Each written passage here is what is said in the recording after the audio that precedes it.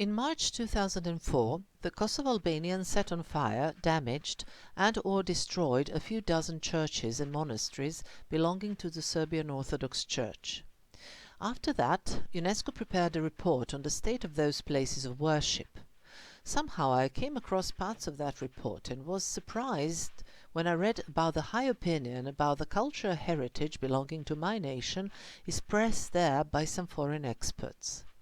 Admittedly, I remember that even earlier a work colleague of mine, a Belgian with a degree in archaeology, spoke with admiration about the Serbian medieval monasteries and reproached us, saying that we had no appreciation for what we have and that any half-decent book on Byzantine arts had a mandatory chapter dedicated solely to the Serbian medieval religious edifices.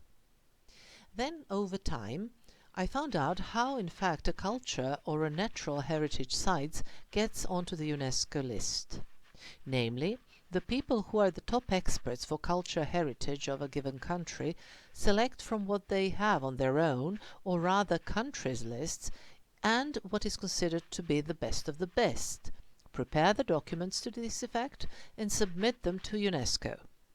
The documents then go to some commissions, committees, or whatever, and when the international experts agree with what is in the documentation, then it is included in the list.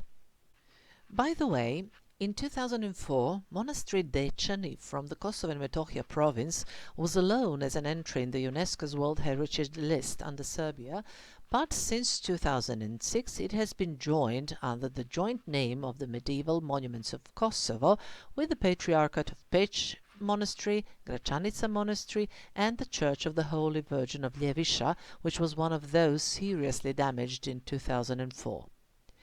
These were also inscribed in 2006 on the UNESCO's list of World Heritage in Danger, where they remain to this very day. So, what has all of this to do with my traveling? Well, when reading these reports, I started to get an impression that all my life I had traveled in a completely wrong way. I did visit different archaeological sites and museums, but it was as if I had not seen them well, or I had not been fully aware of what I was looking at. And from that moment on, the structure of my journeys has changed. As a result, when I decide which country I would like to visit, I first get a guidebook. Then I go to the UNESCO's World Heritage List and find everything that is listed under that country on the map. Since I usually already know the airport I will land at, I then try to work out the optimal route that would allow me to visit as many of these sites as possible. Of course, I look left and right while traveling. Not everything that is beautiful in a country is on that list. But, as far as culture and natural heritage is concerned, the list generally includes what is most important. Nonetheless, the list is not exhaustive, and one should consult other sources as well when deciding what to visit and see. On the other hand, had I not used the list, I think I would have missed out on many fine sites.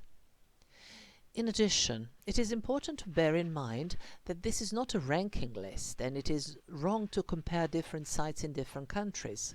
What would not be particularly interesting in one country may constitute the top cultural heritage in another, and everything should be observed in that light.